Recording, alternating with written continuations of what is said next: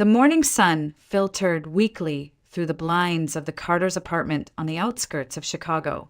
The kitchen smelled of fresh coffee and eggs, the kind of comforting scent that usually meant stability. Maya Carter stood by the stove, carefully placing a plate on the table as her husband, Ryan, slid into his chair with the relaxed ease of someone who believed the world revolved around him. He picked up his fork, tried a bite of the omelet, and smiled warmly. "You really do make the best breakfast, Maya. I don't know how you do it, but it tastes perfect every time." His voice carried that familiar gentleness, the same tone that once made her heart flutter. This morning, though, it only felt like background noise in a routine that had started to feel too predictable. Maya forced a small smile, sitting opposite him. "I'm glad you like it," she murmured, adjusting her coffee mug. Ryan leaned back, sipping his drink, his eyes flicking to the neatly packed bag resting by the door. "Hey, before I forget, could you pull out my gray suit later? I'll need it for the trip. We've got that week-long seminar up in Milwaukee. It'll save me some stress if it's ready to go." The request was ordinary, the kind a husband might casually make of a wife who knew his schedule better than he did. And yet, there was a strange detachment in his tone, as if the request was just a prelude to something heavier. Maya nodded without thinking, the rhythm of their life so ingrained she didn't even question it. For a moment, everything felt deceptively normal. The clinking of silverware, the muted hum of a car outside, the faint buzz of Ryan's phone on the counter. But then he set his fork down, wiped his mouth with deliberate calm, and looked at her with eyes that seemed rehearsed for this moment. "Maya," he began softly, almost tenderly, "there's something I need to tell you, and I owe you honesty because you don't deserve half-truths." Her stomach tightened. She gave a faint laugh, uneasy. "That sounds serious. What's going on?" He inhaled deeply, leaning his elbows on the table as though he were about to deliver a business presentation. "Ife Mitchumwin. Her name is Madison. I'm in love with her. And she's pregnant." The words fell into the quiet kitchen like shards of glass. For a second, Maya thought she misheard him. The air seemed to drain from the room, and the sound of her own pulse thundered in her ears. Ryan kept talking, his voice calm, almost soothing. "I know this is a shock, but listen, Maya, this isn't about you doing anything wrong. It's just that love doesn't always last forever. We had a good run, but feelings fade, and I can't ignore that anymore." Her hands trembled around the coffee mug. Just last night he had kissed her forehead, thanked her for folding his shirts, told her he loved her. Now he sat across from her, dismantling their marriage with the same tone he used when explaining a work project. Ryan continued, undisturbed by her silence. "You see, Madison's expecting, and I believe a child deserves a complete family. I can't walk away from that responsibility. It wouldn't be right. I want to be there to give this baby the life it deserves." The gentleness of his words only made them more cruel.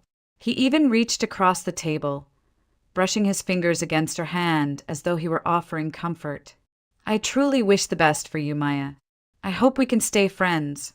Hostility only poisons the soul, and I don't want that for either of us." Maya stared at him, her lips parting, but no words came out. She felt as though the world had tilted off its axis. Ryan took her silence as acceptance.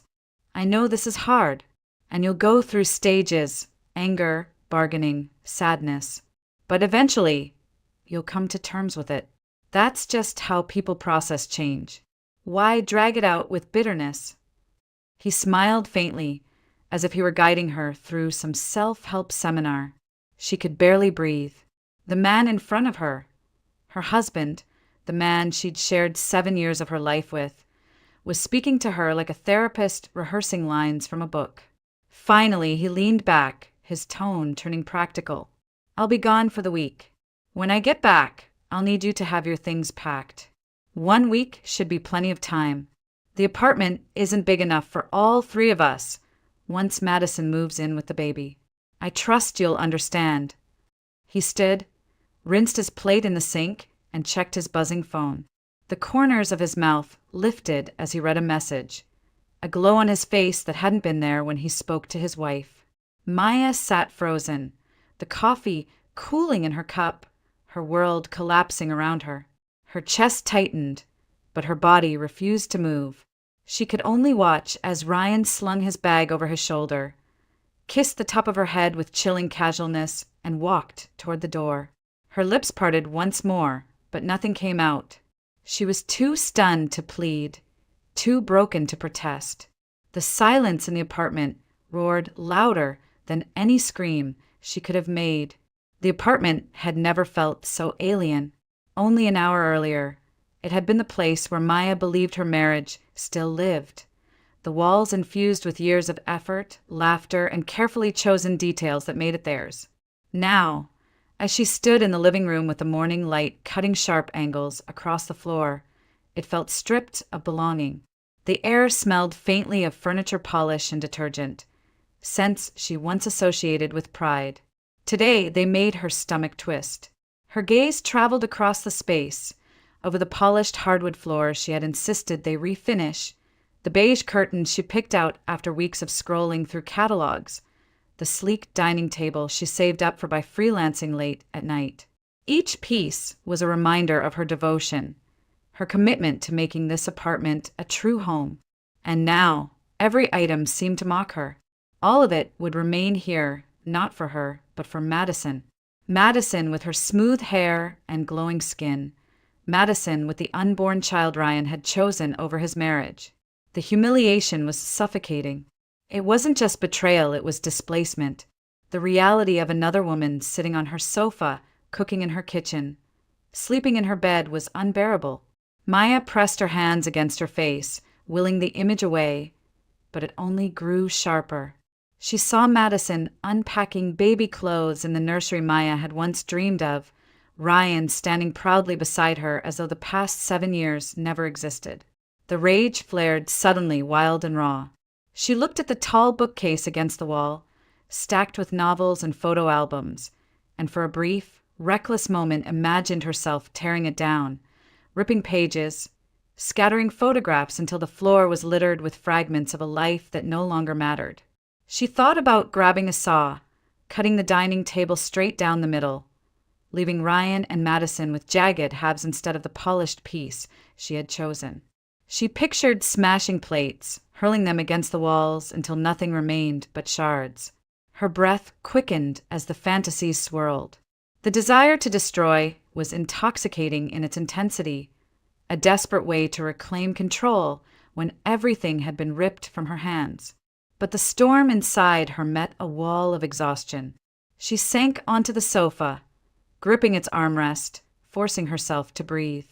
No matter how satisfying it might feel in the moment, she knew the chaos would only wound her further.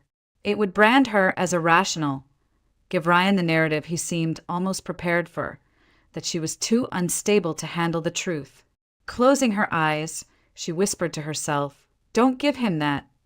When she opened them again, the apartment still mocked her, every object echoing betrayal, but her fury had dulled into a hollow ache. She stood, slipping her shoes on with clumsy fingers, and walked out the door. The walls closed in too tightly here.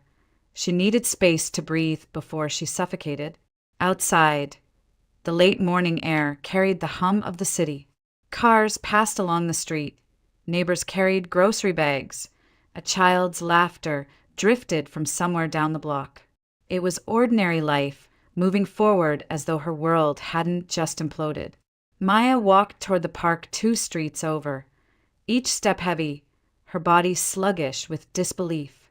The park had always been her place of escape, a modest stretch of green surrounded by apartment buildings, with a playground on one end and a small pond on the other. Today it felt like a sanctuary. She lowered herself onto a bench beneath a maple tree, the shade cool against her burning skin. Her hands trembled as she clasped them together, her knuckles pale. She focused on the simple movements around her, a woman jogging with earbuds in, a man tossing a ball for his dog, toddlers stumbling across the grass as their mothers trailed behind. Normalcy. Stability. She envied them with an ache so deep it felt physical. For the first time, she wondered if she had been blind, if signs of Ryan's betrayal had been there all along, and she had simply chosen not to see. Her chest rose and fell unevenly as she tried to calm herself. "Don't fall apart here," she thought. Her voice in her head was stern, maternal almost, as though scolding herself into composure. The fury lingered, the temptation to destroy still pulsed, but here in the park, the clean air and the steady rhythm of life pressed against her panic. She inhaled deeply, then again, each breath an anchor. The reality had not changed. In a week, she would no longer live in that apartment. Madison would take her place beside Ryan, and the life Maya built with such care would belong to someone else. But for now, in this small pocket of green among the city's concrete, she clung to the fragile act of breathing, of holding herself together. It wasn't strength, not yet. It was survival. By the time Maya returned to the apartment complex, the sun had shifted high above the buildings, its light too bright against her tired eyes. She climbed the narrow stairwell to her floor, her steps dragging, her body hollow with exhaustion. Every corner of the hallway seemed to press in on her, whispering reminders of what she had lost. When she reached her door, she paused, unable to push herself inside. The thought of sitting in those rooms again, rooms that already belonged to someone else in Ryan's mind, was unbearable. It was then she heard a door creak open across the hall. Mrs. Eleanor Brooks, her elderly neighbor, stepped into the corridor. She carried a small basket of folded laundry against her hip, her movements slow but steady. Eleanor was in her 70s, with white hair pinned neatly at the back and eyes that still held a sharpness despite their age. She noticed Maya leaning heavily against the doorframe. "Honey," Eleanor said softly, setting the basket down on a chair near her doorway, "you look like you've seen a ghost. Are you all right?" Maya swallowed hard, forcing a thin smile. "I'm fine," she murmured, but her voice cracked under the weight of the lie. Eleanor studied her for a long moment, her expression both patient and unyielding. "You don't look fine. Why don't you come in for a bit? I've got some tea on the stove." Maya hesitated, but the thought of returning to her apartment alone was suffocating. She nodded faintly and followed Eleanor inside. The older woman's apartment was small but warm, filled with bookshelves, crocheted blankets, and framed photographs that lined the walls. It smelled faintly of chamomile and lavender. Eleanor motioned to the sofa and poured 2 cups of tea, setting one in front of Maya before settling across from her. For a moment, neither spoke.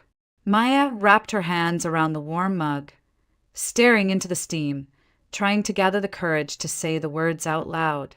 Finally, she whispered, "Ryan, he told me this morning that he's in love with someone else.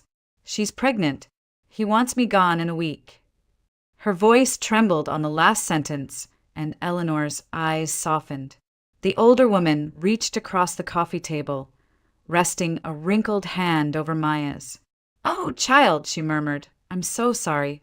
No one deserves that kind of betrayal." Tears threatened to spill, but Maya blinked them back. "I keep thinking I should have seen it coming. That maybe I missed something obvious. But he was just normal, even kind, until he wasn't." Eleanor nodded slowly, her thumb brushing over Maya's hand in a soothing rhythm. "That's how it always is. They keep their faces straight until they've got somewhere else to run." She drew a long breath, her gaze drifting toward the window. "You know, I once thought forgiveness was the answer.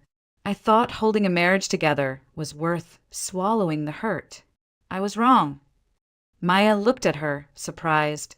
Eleanor rarely spoke about her past.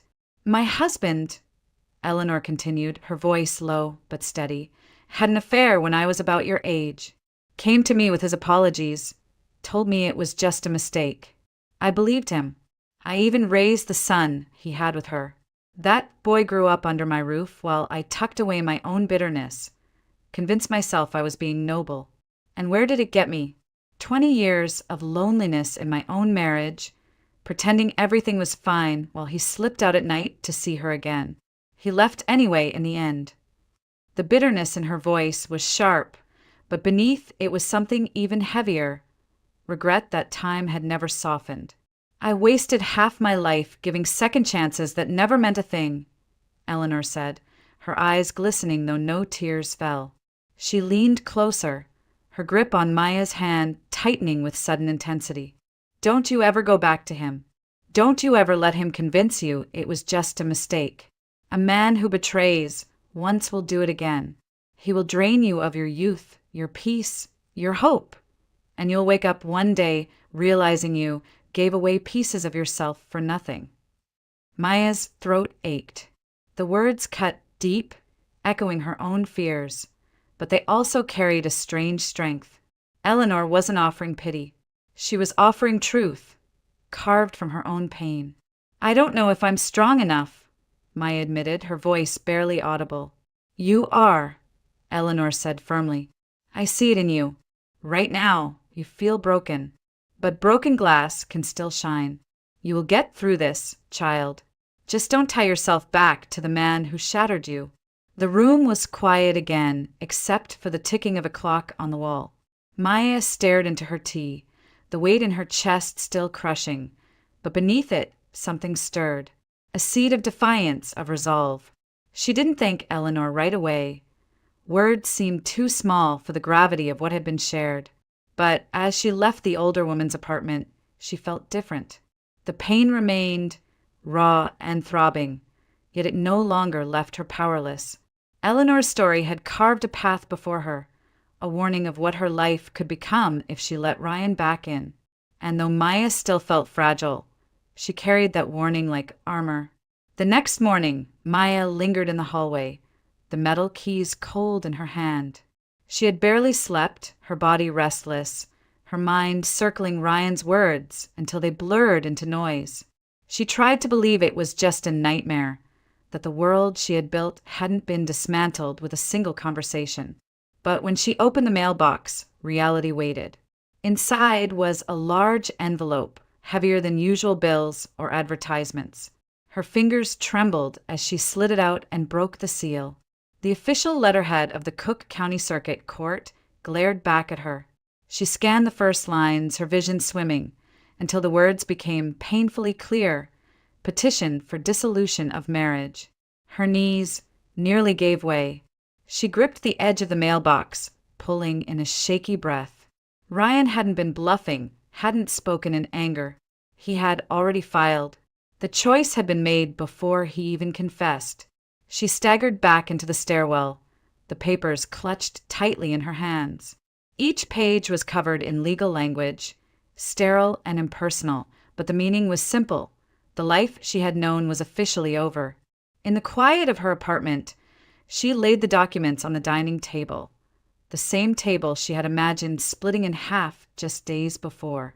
The words blurred through her tears. Terms of property, notice to vacate, his lawyer's signature. It was all so methodical, so cold. Maya pressed her palms into her eyes. The humiliation was complete. Ryan hadn't even allowed her the dignity of conversation or compromise. He had gone to the courthouse behind her back, reduced her marriage to paperwork, and sealed it with an attorney's stamp. Something inside her hardened. The fantasies of smashing dishes or sawing tables suddenly seemed childish compared to the weight of what she now held. There was nothing left to salvage. The only option was to walk away before she drowned completely. With shaking hands, she picked up her phone and dialed her mother's number. Grace Carter answered on the second ring, her warm voice breaking through the static. Maya? Sweetheart, are you all right? For a moment, Maya couldn't speak. Her throat constricted, words lodging like stones.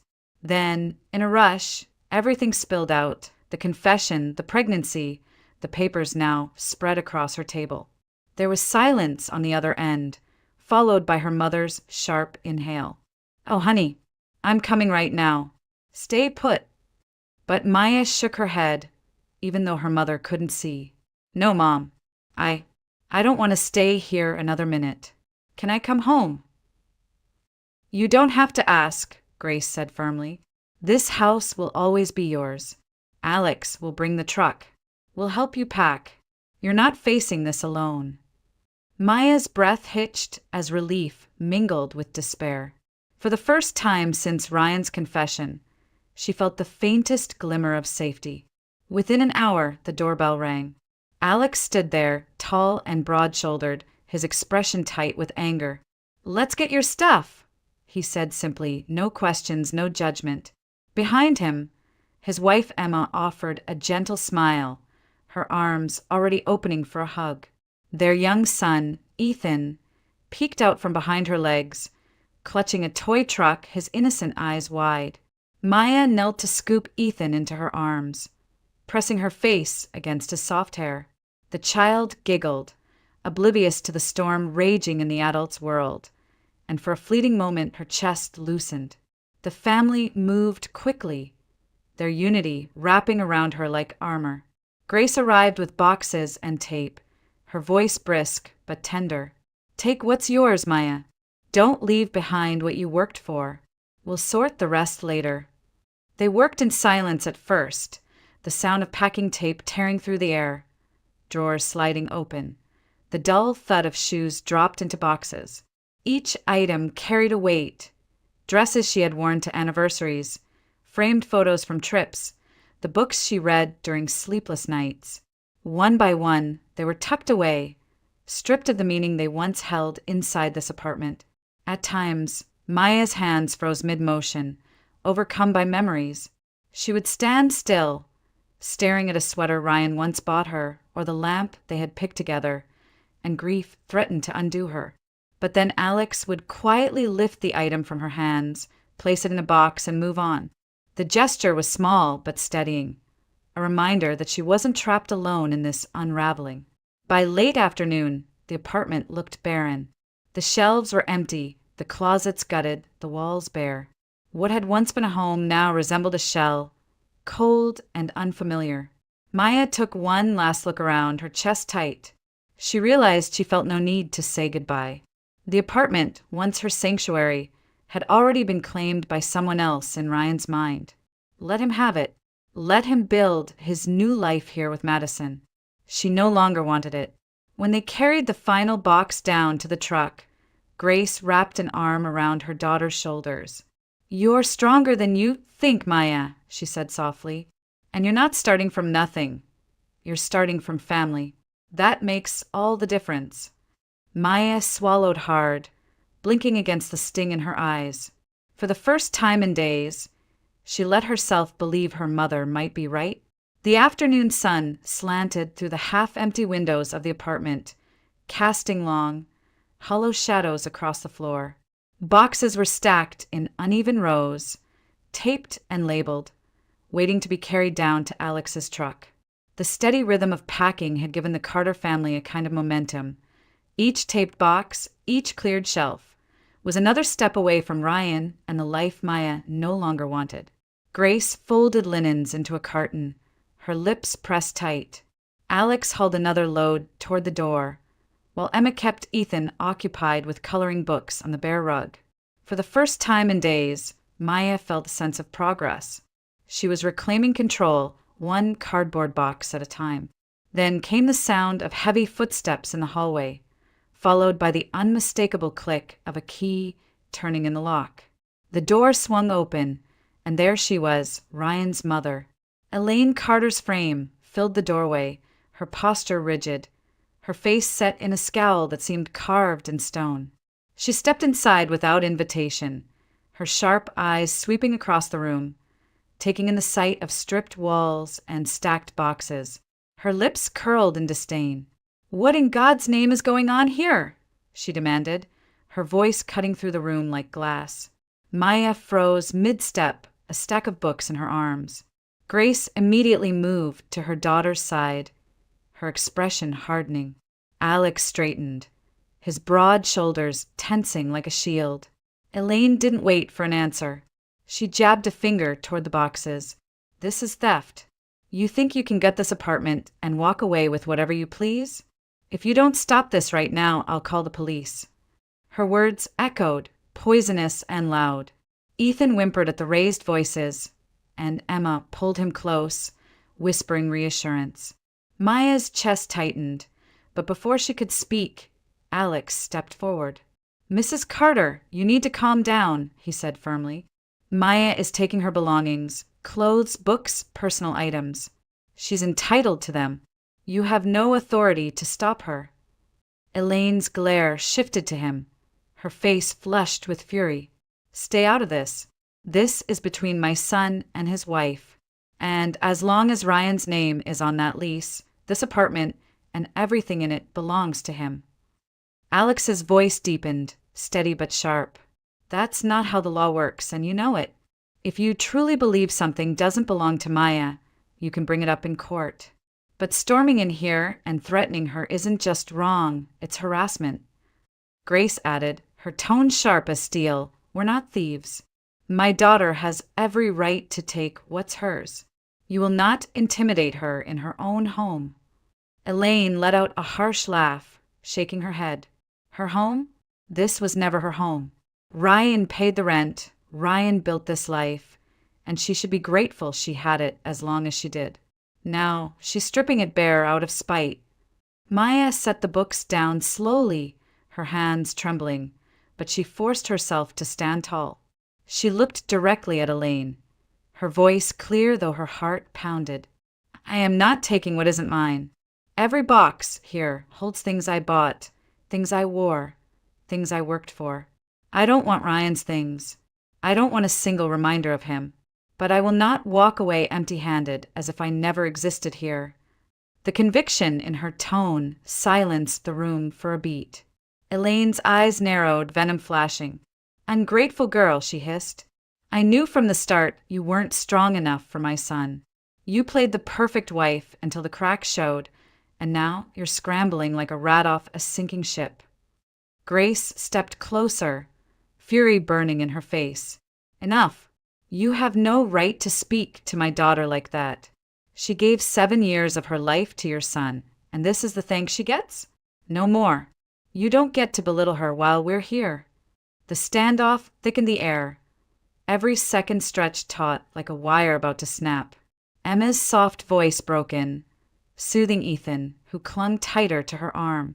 The boy's frightened eyes darted between the adults, sensing the storm even if he didn't understand it.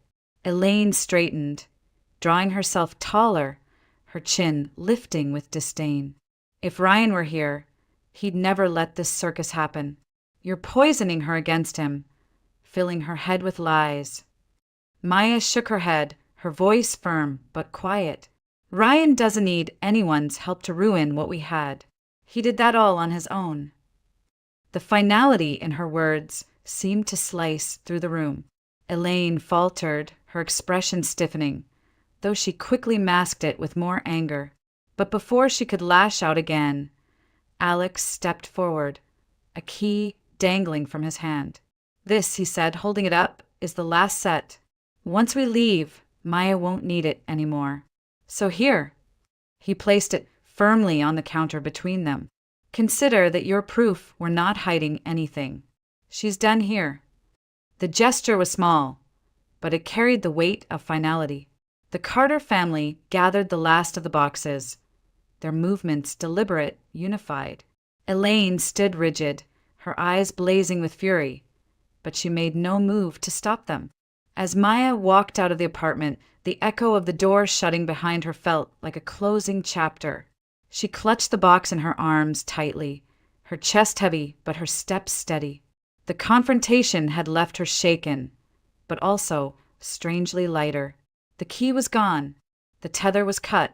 Whatever lay ahead, at least this part of her life was finished. The Carter family home in Chicago was warm and welcoming, a stark contrast to the hollow apartment Maya had just left behind. Grace insisted she stay as long as she needed, setting up a spare room with fresh sheets, while Emma cooked meals that filled the house with comforting aromas. Alex hovered close, protective, as though guarding her from any further blows life might throw. Even little Ethan sensed something was different. He would toddle into her room in the mornings, his toy trucks clutched in small hands, offering them silently as if sharing his treasures might ease her pain. For a few days, Maya allowed herself to rest. She ate dinner at her parents' table, listened to Emma's gentle chatter, and sat quietly in the living room while Alex flipped through channels on the television. The simple rhythm of family life wrapped around her like a balm. Yet beneath the comfort, a gnawing unease remained. Each night, lying awake in the unfamiliar bed, she whispered the same thought to herself. I can't stay here forever. It wasn't pride that stirred the feeling, but a deep fear of becoming a burden. Grace already carried enough on her shoulders, and though her mother would never say so, Maya couldn't shake the image of intruding on the delicate balance of the household. She wanted to stand on her own 2 feet again, to breathe without leaning on everyone else's strength. One evening, as the family gathered in the kitchen after dinner, Emma poured her a cup of tea and studied her carefully. "You've been so quiet," she said softly. "I know you're still hurting, but maybe a change of scenery would help. Sometimes when you're surrounded by the same walls, the pain just echoes louder." Maya looked at her sister-in-law, surprised by the gentle suggestion. She wrapped her hands around the warm mug, considering. The words tugged at something in her memory, and then she remembered a house in Wisconsin. Her late aunt had left it to her, a modest property near a small town. She hadn't thought of it in years. The house had been locked up, visited only occasionally by a local caretaker. At the time, it had felt like an afterthought, not part of her life in Chicago with Ryan. But now, the memory of that quiet place surfaced like a lifeline. "There's the house in Wisconsin," Maya said slowly, almost testing the idea aloud. "The one Aunt Margaret left me. I've never really stayed there. Maybe that's where I should go, just for a while, to get my head straight." Grace's eyes filled with concern. "Are you sure, honey? It's a long way from here. That place hasn't been lived in for years." "I know," Maya admitted, "but it's mine. And right now, I think I need to be somewhere that belongs only to me." The room fell quiet, the weight of her words settling over them. Finally, Alex nodded, his expression serious. "If that's what you want, we'll make it happen. I can drive you there, or better yet, we'll hire a car service, so you don't have to worry." But Maya shook her head gently. "I don't want anyone spending more money on me. I'll take the bus. It'll be cheaper. And I think I need the time alone, to sit with it, to process." Alex frowned, clearly ready to argue, but Emma touched his arm, silently urging him to let it be. Grace reached across the table and squeezed Maya's hand. "If this is what your heart tells you, then go. Just promise me you'll call every day until you're settled. I need to know you're safe." Maya's throat tightened as she nodded. She looked around the table, at her mother's lined face, at Alex's worried frown, at Emma's quiet support, and at Ethan, who was already yawning in his chair, oblivious to the adult conversation. A wave of gratitude washed over her. For the first time since Ryan's confession, she felt like she had a direction, however uncertain. She wasn't walking into a future defined by betrayal anymore. She was choosing a path that belonged to her alone. The following morning, Maya stood at the Chicago bus terminal with a single suitcase by her side. The air smelled of exhaust and coffee, the murmur of travelers weaving around her. Announcements crackled overhead, calling out destinations across the Midwest. She clutched her ticket tightly, the print smudging beneath her damp palms. The destination read, Greenfield, Wisconsin. It wasn't much more than a dot on the map, but it was where the house waited, the one place that still bore her name alone. The coach bus rumbled to life as she climbed aboard, finding a seat by the window. The vinyl upholstery was worn, the air stale, but she hardly noticed. Outside, Chicago's skyline receded, glass and steel giving way to the flat sprawl of suburbs, then open farmland stretching endlessly under the sky. The hours passed slowly. Fields rolled by, rows of corn fading into patches of woods, barns weathered by decades of wind. The monotony should have lulled her into numbness, but her body remained taut, her thoughts too restless. She replayed Ryan's words, the venom of Elaine's insults, the ache in her mother's eyes. Each memory pressed against her chest, but she clung to the rhythm of the road, letting the miles pull her further away. At midday, the bus pulled into a roadside station. The fluorescent lights buzzed above racks of chips and candy, the smell of fried food lingering in the air. Maya stretched her stiff legs and bought a bottle of water and a pack of crackers, forcing herself to eat even though her stomach resisted. She sat alone at a plastic table, her suitcase at her feet, watching families chatter and travelers scroll through their phones. To them, it was just another stop. For her, it was a pause between two lives. Back on the bus, fatigue settled into her bones. She leaned against the cool glass of the window, drifting in and out of uneasy sleep. By the time the driver announced their arrival in Greenfield, the sun was dipping low, painting the horizon in shades of orange and pink. The town was small, almost startlingly so after the endless sprawl of Chicago. The bus station was little more than a concrete platform beside a brick building that doubled as a convenience store. She stepped off with her suitcase, the evening air crisp against her skin. There were no taxis waiting, no line of cars, just a quiet stretch of road leading toward the edge of town. Maya tightened her grip on the suitcase handle and began to walk. The road wound past modest houses with wide porches, then narrowed into a path bordered by fields. The silence was broken only by the chirp of crickets and the occasional rustle of leaves. With every step, her shoes scuffed gravel, the weight of her belongings dragging behind her. Her muscles ached, but she pushed forward. The scenery shifted as she neared the property. Tall pines lined the path, their branches knitting together overhead, casting long shadows that seemed to swallow the light. A chill prickled her skin despite the warm air. She remembered visiting this place once as a child, her aunt's laughter, the smell of wood smoke, but that memory felt like it belonged to another lifetime. When the house finally came into view, her heart sank. The once white siding was stained gray, streaked with years of neglect. Several shutters hung loose, banging softly in the breeze. The porch sagged under its own weight, boards warped and splintered. Weeds had swallowed the front yard, curling around broken steps. A cracked window reflected the last light of day, jagged like a wound. Maya's throat tightened as she climbed the porch, her suitcase bumping against the stairs. The door groaned as she pushed it open. Inside, the smell hit her first, dust, damp wood, and something sour that made her stomach turn. The living room was a wasteland. Furniture was overturned, cushions slashed open, stuffing spilling like entrails. The floor was littered with broken glass, empty cans, and crumpled papers. Cobwebs stretched across corners, and the wallpaper peeled in ragged strips. The kitchen was worse. Grease stains on the counters, dishes left to rot, the sink clogged with filth. She covered her mouth with her sleeve, her eyes stinging. This was no homecoming. This was desecration. For a moment, the weight of it threatened to crush her.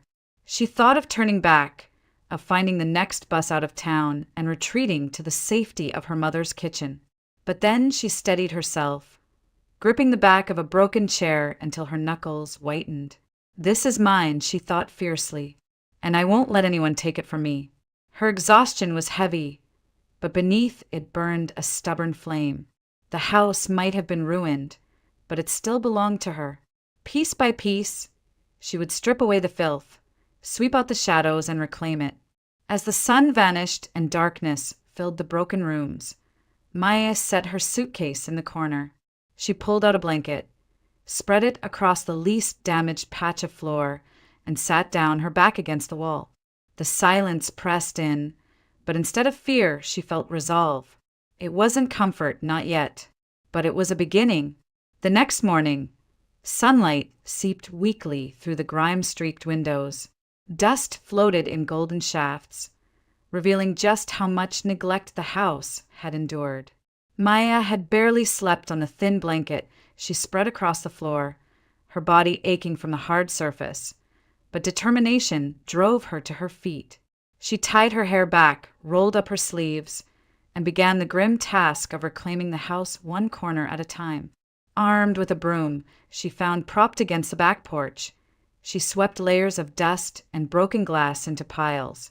Every scrape of bristles across the warped floorboards echoed in the stillness, reminding her how alone she was.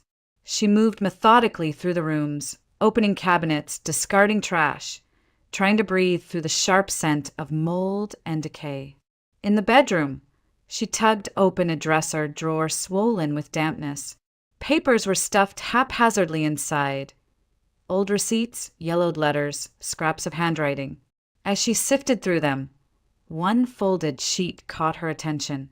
The paper was torn along the edges, the ink faded but legible. Her eyes scanned the words, and a chill swept through her. My name is Margaret Hall. If anyone finds this note, please know I am being held against my will.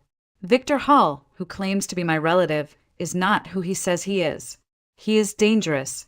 He and his people deal in property scams, and they will not let me go. If I disappear, know that he is responsible. Please help me. Maya's breath hitched. Her hands trembled as she held the fragile paper, her heart pounding so loudly she feared it might echo through the room. This wasn't just neglect. The house wasn't simply abandoned. There was a story here, one filled with danger and deceit. She folded the note quickly, slipping it into her pocket. Panic clawed at her chest, but instinct told her she couldn't leave it in plain sight. Whoever Margaret was, her words painted Victor as a predator, a liar who had wormed his way into the property under false pretenses. And Maya had already met him, charming, insistent, far too interested in her arrival. A sudden knock at the front door made her flinch. The sound reverberated through the empty house, sharp and demanding. She froze, her hand instinctively covering the pocket where the note was hidden. Maya. A man's voice called cheerfully. It's Victor. I brought you something to eat. Thought you could use a little help settling in. Her pulse spiked, forcing her features into calm. She hurried to the bathroom mirror. She splashed water on her face, smoothing away any trace of panic. When she opened the door, Victor stood there with a paper bag in his hands, smiling as though he were an old friend. Morning, he said warmly. I figured you might not have had time to get groceries yet, so I picked up some things. Sandwiches, coffee, even a slice of pie from the diner. Maya summoned a smile, thin and careful. That's thoughtful of you. Thank you. Victor stepped inside without waiting for permission, setting the bag on the dusty kitchen counter. His eyes darted around the room, taking in the progress she had made. You're really working hard already. This place will shine again with a little elbow grease. Maya kept her tone light, masking the chill in her veins. That's the plan. Though I don't eat meat, so sandwiches might be wasted on me. Vegetarian, huh? Victor chuckled, shaking his head. Should have guessed. You've got that clean living look. She laughed softly, though her stomach churned. Something like that. He leaned against the counter, watching her too closely. You know, it must be overwhelming coming here on your own. These old houses can swallow you whole. But you're lucky you've got me nearby. I know this place, its quirks, its history. Maya forced herself to keep eye contact, tilting her head as though interested. History, huh? Maybe you'll share some of it with me sometime. The words tasted bitter, but she knew she had to play along. If Margaret's note was true, this man was dangerous. She couldn't afford to let him sense her fear. Victor grinned, pleased by her response. Of course. Maybe tonight, after you've settled in a little more. I'll bring something lighter to eat. Salad, maybe. We can talk. Every instinct screamed to send him away, to slam the door and call for help. But Maya's voice came out calm, almost friendly. That sounds nice. Thank you again for thinking of me. He studied her for a moment longer, his smile never faltering though his eyes held a flicker of calculation. Then he picked up his empty hands, nodded, and stepped back toward the door. I'll see you soon, Maya. Don't work too hard. The door closed and silence rushed back in. Maya sagged against the wall, her hand diving into her pocket to feel the folded note. Her body shook, not from exhaustion, but from terror she could no longer deny. She knew now that she wasn't just cleaning an old house. She was standing in the middle of someone else's nightmare. And for the first time, she understood how precarious her situation truly was. The moment the door shut behind Victor, Maya pressed her back against it, her breath coming in shallow bursts. Her hand trembled as she pulled the folded note from her pocket, reading the lines again to be sure she hadn't imagined them. The plea was unmistakable. Margaret Hall was being held somewhere against her will, and Victor was behind it. The man who had just stood in her kitchen, smiling like a neighbor, was the same one Margaret had named as dangerous. Her phone felt like a lifeline in her hand. With careful fingers, she unfolded the note on the counter, snapped 2 photos, and typed a brief message to Alex. Found this in the house. I think something terrible happened. Please help me. She hesitated only a second before pressing send. The reply came quickly. Stay calm. Don't confront him. I'll call the sheriff's office. I've got an old friend in the department. We'll handle it. Keep your phone close. Relief and dread tangled in her chest. Help was coming, but she had no idea how long it would take. Hours? A full day? She couldn't risk being caught off guard. As evening descended, shadows crept through the broken windows, turning the house into a maze of dark corners. Maya gathered what she could find: a length of rope from the porch, an old skillet from the filthy kitchen, a stack of tin pans rusting in the cupboard. With deliberate care, she rigged them into makeshift alarms. She tied the rope to the back door so any forced entry would rattle a chain of pans. At the front door, she wedged the skillet against a knob, a crude brace that would clang loudly if moved. She moved through the house with quick, nervous steps, checking every window latch, every possible point of entry. Her hands were clammy, her stomach twisting, but she forced herself to continue. It was the only thing she could control. By nightfall, exhaustion threatened to overwhelm her. She sat on the floor with her back against the wall, the glow of her phone's screen her only comfort. Each buzz made her heart lurch. Finally, a message from Alex appeared on our way. Keep lights off. I'll signal when safe. The words steadied her, but only just. She set the phone in her lap, straining to listen. Outside, the Wisconsin night was eerily quiet, broken only by the occasional chirp of crickets. The silence pressed against her, thick with threat. Then came it, a faint shuffle near the front porch. Her body went rigid. She held her breath, her eyes locked on the door. A second sound followed, like weight shifting against old wood. The skillet rattled faintly, not enough to fall, but enough to confirm someone was there. Maya's pulse thundered in her ears. She clutched her phone, her thumb hovering over the emergency call button. The air inside the house felt stifling, every creak of the floorboards magnified by her fear. A sudden thump jolted her, a hand pressing against the door, testing its strength. The skillet clanged once, the sound slicing through the silence. Maya's heart slammed against her ribs. Then, mercifully, her phone buzzed. A single message from Alex lit the screen. It's us. Don't move. Stay inside. She exhaled shakily, her knees nearly giving out from the flood of relief. Moments later, muffled voices and the crunch of boots sounded outside. Flashlight beams sliced through the cracks in the blinds. The next seconds blurred.